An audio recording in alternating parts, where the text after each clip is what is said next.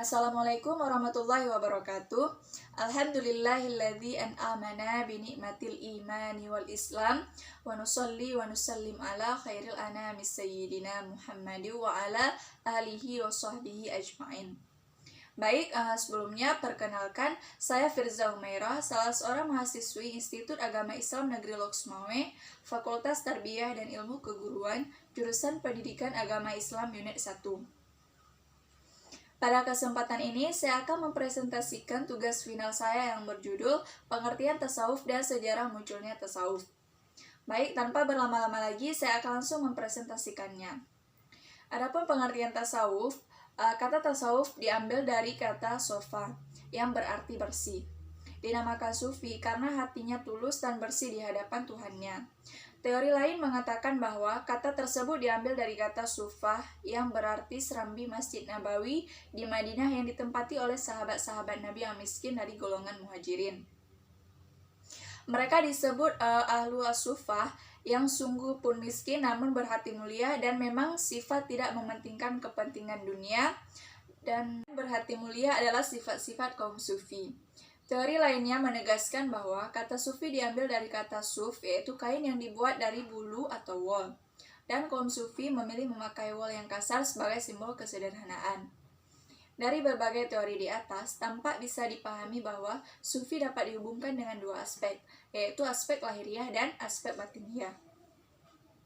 Teori yang menghubungkan orang yang menjalani kehidupan tasawuf dengan orang yang berada di serambi masjid dan bulu domba merupakan tinjauan aspek lahiriah dari sufi. Ia dianggap sebagai orang yang telah meninggalkan dunia dan hasrat jasmani, dan menggunakan benda-benda di dunia hanya untuk sekedar menghindarkan diri dari kepanasan, kedinginan, dan kelaparan. Sedangkan teori yang melihat sufi sebagai orang yang mendapat keistimewaan di hadapan Tuhan nampak lebih memberatkan kepada aspek batiniah. Tasawuf sebagaimana disebutkan dalam artinya di atas bertujuan untuk memperoleh hubungan langsung dan disadari dengan Tuhan, sehingga disadari benar bahwa seorang berada di hadirat Tuhannya.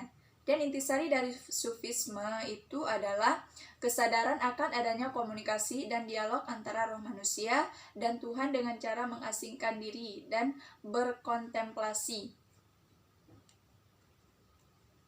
Kesadaran berada dekat dengan Tuhan itu dapat mengambil bentuk ittihad atau menyatu dengan Tuhan. Dalam ajaran tasawuf, seorang sufi tidak begitu saja dapat berada dekat dengan Tuhan, melainkan terlebih dahulu ia harus menempuh latihan tertentu. Misalnya harus menempuh beberapa makam atau stasiun, yaitu disiplin kerohanian yang ditujukan oleh seorang calon sufi dalam bentuk berbagai pengalaman yang dirasakan dan diperoleh melalui usaha-usaha tertentu. Mengenai jumlah maqamat yang harus ditempuh oleh para sufi berbeda-beda, sesuai dengan pengalaman pribadi yang bersangkutan. Abu Bakar Muhammad Al-Kalazabi misalnya mengemukakan beberapa maqamat, yaitu taubat, zuhud, sabar, al-faqar, al-tawadu, taqwa, tawakal, al-rida, al-mahabbah, al-ma'rifat, dan kerelaan hati. Munculnya tasawuf. Tasawuf pada mulanya bagian dari ajaran zuhud dalam Islam, yaitu lebih berkonsentrasi dalam pendekatan diri kepada Allah Subhanahu wa Ta'ala dengan ketaatan dan ibadah. Semakin jauh dari zaman Rasulullah SAW, semakin banyak aliran-aliran tasawuf berkembang. Dari perbedaan tata cara yang digunakan oleh masing-masing aliran itu, tasawuf menjadi istilah yang terpisah dari ajaran zuhud. Karena tasawuf telah menjadi aliran yang memiliki makna khusus sebab kekhususan praktek ajaran yang ditempuhnya. Ada 3 unsur dalam diri manusia, yaitu ruh, akal, dan jasad. Kemuliaan manusia dibanding dengan makhluk lainnya adalah karena manusia memiliki unsur ruh ilahi, ruh yang dinisbahkan kepada Allah Subhanahu wa Ta'ala. Ruh ilahi inilah yang menjadikan manusia memiliki sisi kehidupan rohani yang dapat diistilahkan dengan makna tasawuf, di mana kecondongan ini juga dimiliki oleh semua manusia dalam setiap agama.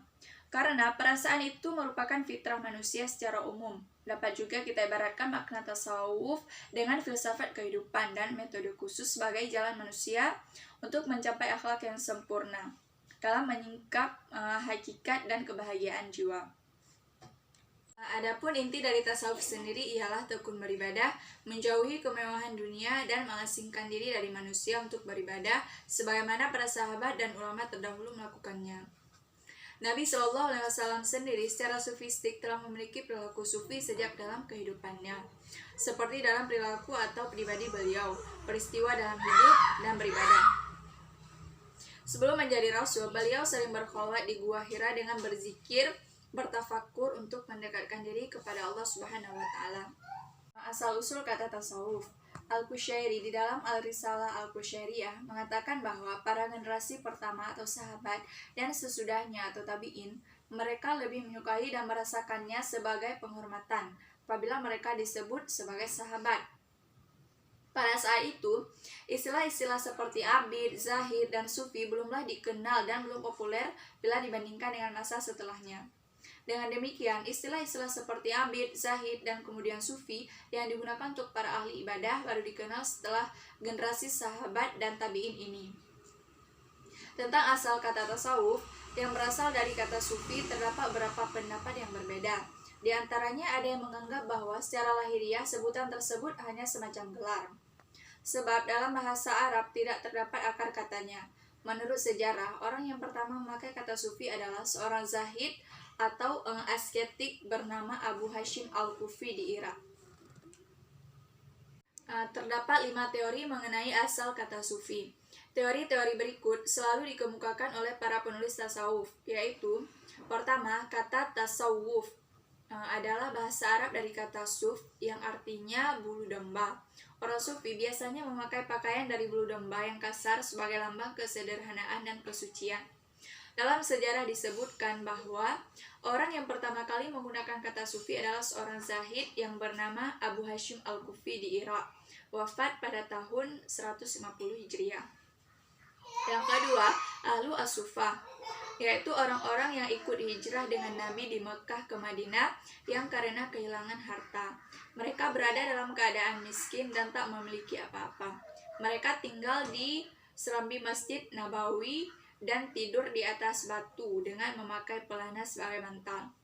Pelana disebut sufa. Walaupun hidup miskin, ahlu sufa berhati baik dan mulia. Gaya hidup mereka tidak mementingkan keduniaan yang bersifat materi, tetapi mementingkan keakhiratan yang bersifat rohani. Mereka miskin harta, tetapi kaya budi yang mulia. Itulah sifat-sifat kaum sufi. Ketiga, sofi, yaitu suci. Orang-orang sufi adalah orang-orang yang mensucikan dirinya dari hal-hal yang bersifat keduniawian dan mereka lakukan melalui latihan yang berat dan lama. Dengan demikian, mereka adalah orang-orang yang disucikan. Yang keempat, Sophia, berasal dari bahasa Yunani yang artinya hikmah atau filsafat jalan yang ditempuh oleh orang-orang sufi, memiliki kesamaan dengan cara yang ditempuh oleh para filosof. Mereka sama-sama mencari kebenaran yang berawal dari keraguan dan ketidakpuasan. Yang kelima, saf. Sebagaimana halnya orang yang sholat pada saf pertama mendapat kemuliaan dan pahala yang utama. Demikian pula orang-orang sufi dimuliakan Allah dan mendapat pahala, karena dalam sholat jamaah mereka mengambil saf yang pertama.